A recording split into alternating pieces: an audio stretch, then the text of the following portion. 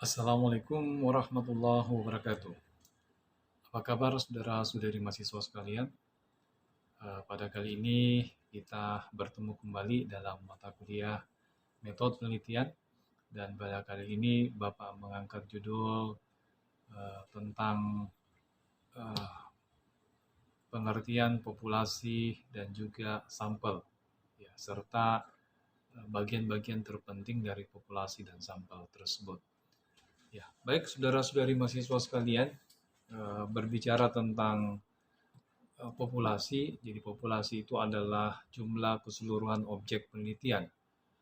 Dalam jurnal berjudul Populasi dan Sampel Penelitian oleh Supardi yang diterbitkan di Universitas Islam Indonesia, pengertian populasi adalah semua nilai yang diperoleh dari hasil perhitungan maupun pengukuran. Nah, itu adalah pengertian populasi. Nah, ada juga pengertian populasi yang lain ya. Menurut Margono dalam buku berjudul Meningkatkan Populasi dan Produktivitas Walet oleh Detrandes Arif Budiman, membagi populasi adalah menjadi dua. Jadi ada populasi teoritis atau theoretical population dan ada populasi tersedia atau accessible population. Nah, dicontohkan pengertian populasi teoritis adalah populasi yang batasannya telah ditetapkan secara kualitatif. Ya. Nah, eh, pendapat yang lain, ya, seperti dalam Kamus Besar Bahasa Indonesia atau KBBI, pengertian populasi adalah seluruh jumlah orang atau penduduk di dalam suatu daerah. Nah, populasi adalah jumlah orang atau pribadi yang mempunyai ciri-ciri yang sama. Nah, populasi adalah sekelompok orang, benda atau hal yang menjadi sumber pengambilan sampel, suatu kumpulan yang memenuhi syarat dengan masalah penelitian. Ya, itu adalah merupakan pengertian populasi menurut KBBI. Ya. Nah, ada juga pengertian populasi menurut para ahli. Apa itu? Nah, salah satu di antaranya adalah yang pertama, populasi menurut Hadari Nawawi tahun 1983 menjelaskan bahwa populasi adalah keseluruhan objek penelitian yang terdiri atas semua hewan, benda-benda, tumbuh, peristiwa, gejala maupun nilai tes sebagai sumber data yang mempunyai karakteristik tertentu dalam suatu penelitian yang dilakukan. Nah, yang kedua, menurut Margono tahun 2004, pengertian populasi adalah keseluruhan data yang menjadi pusat perhatian seseorang peneliti dalam ruang lingkup dan waktu yang telah ditentukan. Nah, kalau pengertian yang lainnya seperti Bugin ya tahun 2000 memberikan pengertian bahwa populasi adalah keseluruhan atau universum ya, dari objek penelitian berupa manusia, hewan, tumbuhan, udara, gejala, nilai, peristiwa, sikap hidup, dan sebagainya, sehingga objek ini dapat menjadi sumber data penelitian. Berikutnya, ada juga pengertian populasi menurut Widianto tahun 2010. Nah, pengertian populasi menurut Widianto ini adalah suatu kelompok atau kumpulan objek, ya, atau objek yang akan digeneralisasikan dari hasil penelitian. Berikutnya lagi ada pengertian populasi menurut Hartono ya tahun 2011 memberikan pengertian bahwa populasi adalah dengan karakteristik tertentu, ada yang jumlahnya terhingga dan ada yang tidak terhingga. Nah, kalau menurut Arikunto Suharsimi ya Suharsimi tahun 1998 halaman 117, pengertian populasi adalah keseluruhan objek penelitian. Nah, apabila seseorang ingin meneliti sebuah elemen yang ada dalam wilayah penelitian tersebut, maka penelitiannya merupakan penelitian populasi. Berikutnya lagi ada pengertian populasi menurut Sugiono tahun 1997. Apa pengertian menurut Sugiono? Bahwa populasi adalah wilayah generalisasi yang terdiri atas objek subjek yang memiliki kuantitas dan karakteristik tertentu yang ditetapkan oleh peneliti untuk dipelajari dan kemudian ditarik kesimpulannya. Kemudian populasi menurut Ismayanto, ya, pengertian populasi adalah keseluruhan objek atau totalitas subjek penelitian yang dapat berupa orang, benda, atau suatu hal yang di dalamnya dapat diperoleh dan atau dapat memberikan informasi data penelitian. Nah, masih ada lagi ya pengertian populasi menurut Nasir. Nah, kalau menurut Nasir ini populasi adalah sekumpulan individu dengan kualitas dan karakter yang sudah ditetapkan oleh peneliti. Nah, ciri karakteristik dan kualitas itu yang dinamakan sebagai variabel. Ya. Nah, ada lagi populasi menurut Fughan ya tahun 2004. Populasi adalah objek keseluruhan anggota sekelompok orang, organisasi, kumpulan yang telah dirumuskan oleh peneliti dengan jelas. Nah, itu adalah pengertian populasi menurut beberapa ahli ya. Nah, sekarang kita pindah ke subtema berikutnya, yaitu teknik pengambilan sampel, pengertian jenis-jenis dan contohnya. Saudara-saudari mahasiswa sekalian, berbicara tentang teknik pengambilan sampel, itu dibutuhkan saat kita melakukan penelitian. Nah, teknik pengambilan sampel ini berhubungan erat dengan populasi atau sampel yang menjadi bagian penting dari sebuah penelitian. Nah, dengan penentuan jenis objek penelitian ini, peneliti bisa menentukan metode penelitian yang lebih sesuai dengan kondisi dan kebutuhan.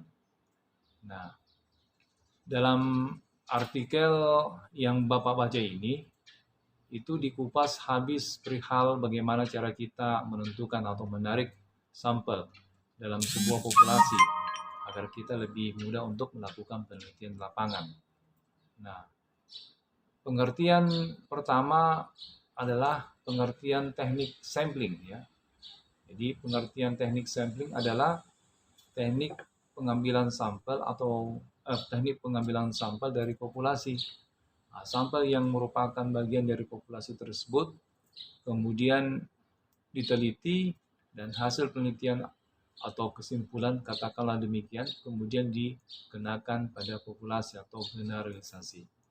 Nah, secara umum ada dua jenis teknik pengambilan sampel.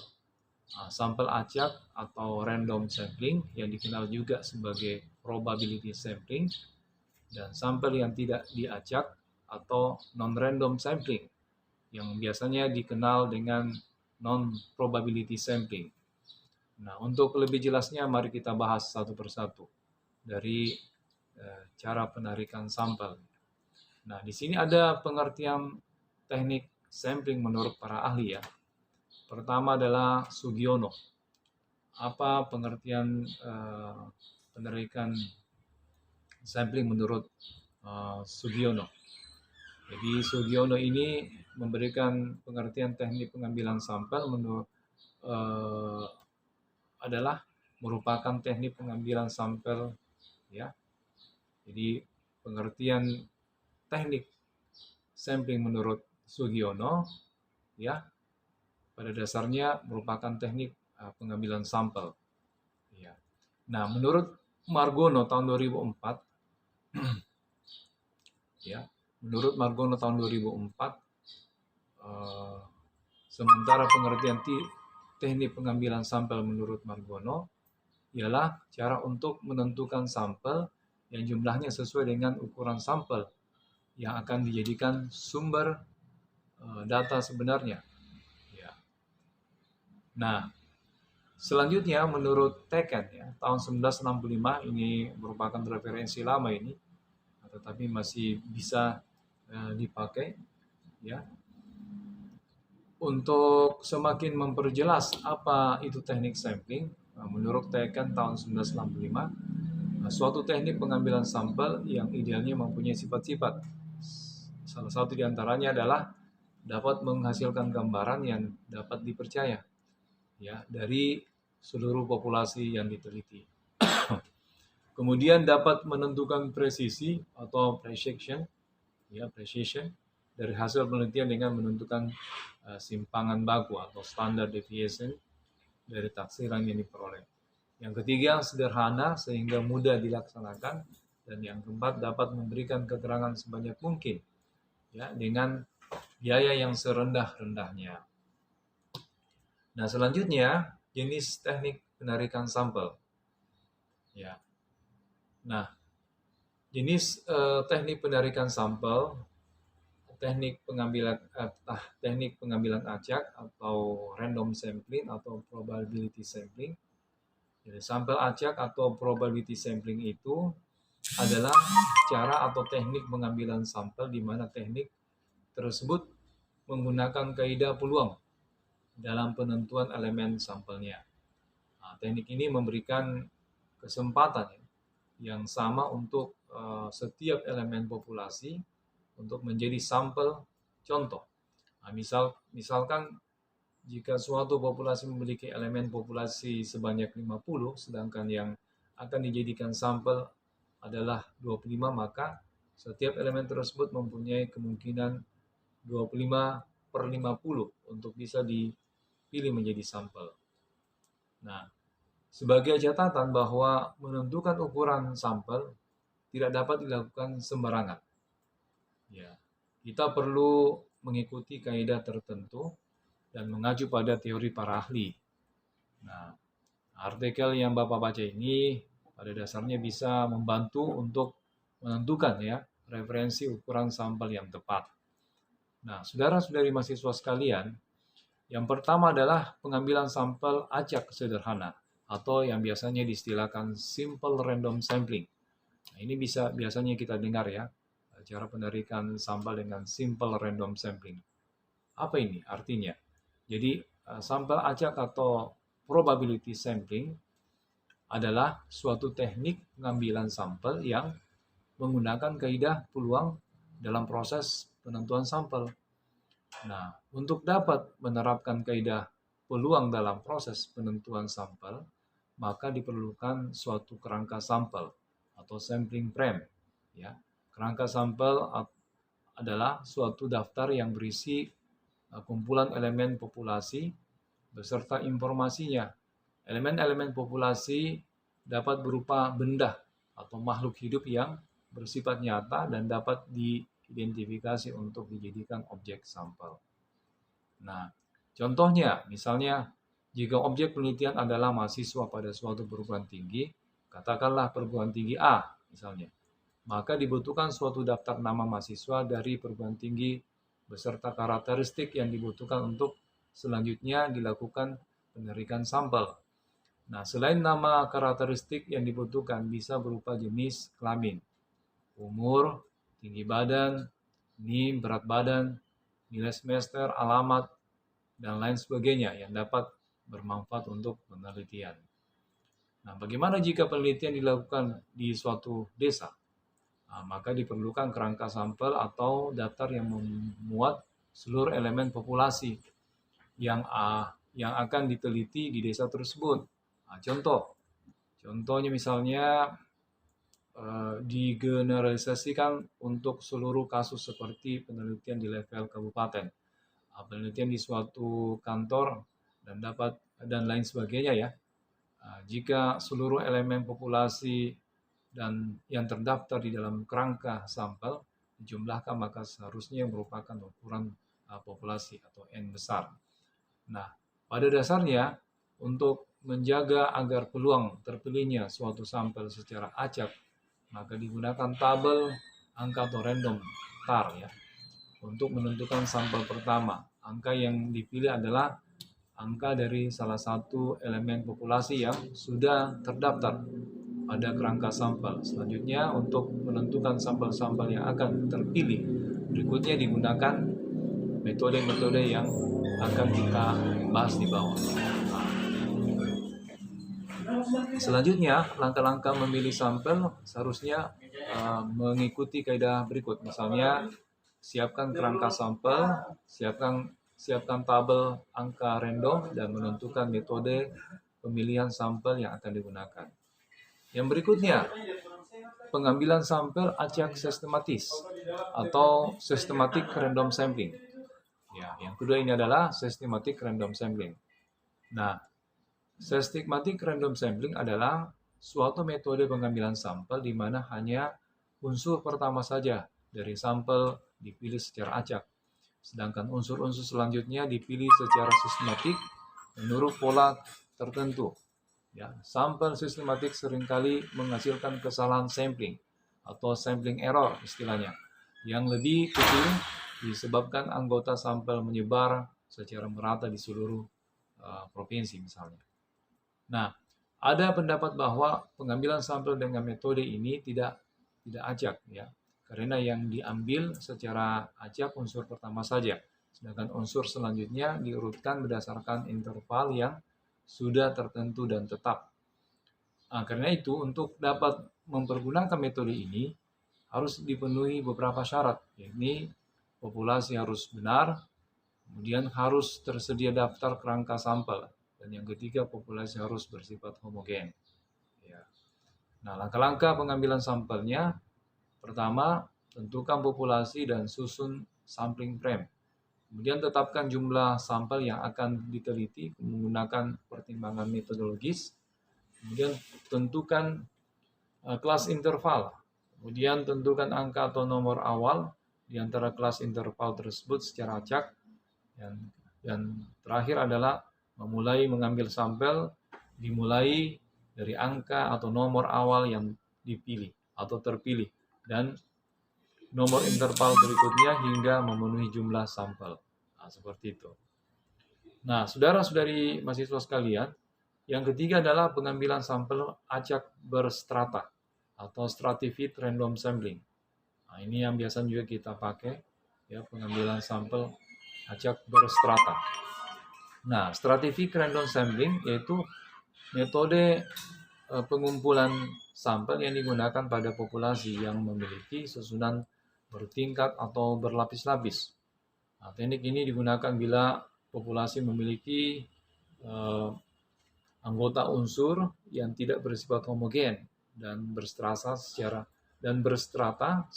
proporsional, ya, sehingga setiap strata harus terwakili dalam sampel. Nah, langkah-langkahnya adalah pertama, tentukan populasi dan daftar anggota populasi bagi populasi berdasarkan strata yang dikehendaki. Kemudian tentukan jumlah sampel dalam setiap strata dan pilih sampel dari setiap strata secara acak. Kemudian selanjutnya, pengambilan sampel acak berdasarkan area atau cluster random sampling. Nah, ini biasanya juga kita sering dengar, ya, pengambilan sampel acak berdasar area.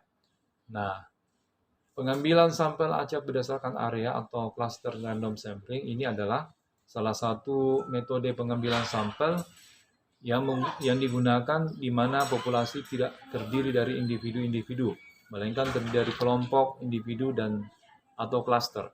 Nah, sehingga unit yang terpilih menjadi sampel bukan individu, namun kelompok individu yang telah tertata. Nah, cluster sampel ini harus dipilih secara random dari populasi cluster juga. Nah, teknik sampling ini digunakan untuk penelitian mengenai suatu hal terhadap bagian-bagian yang berbeda di dalam sebuah instansi. Nah, bila objek yang akan diteliti sangat luas. Langkah-langkahnya misalnya, satu, menentukan populasi cluster yang akan diteliti. Kemudian yang kedua, tentukan berapa cluster atau kelompok individu yang akan diambil sebagai sampel. Yang berikutnya, pilih cluster sampel secara acak. Kemudian teliti setiap individu dalam cluster sampel tersebut. Kemudian yang kelima adalah area sampling atau sampel wilayah bertingkat atau multi-stack sampling. Nah, multi-stack sampling ini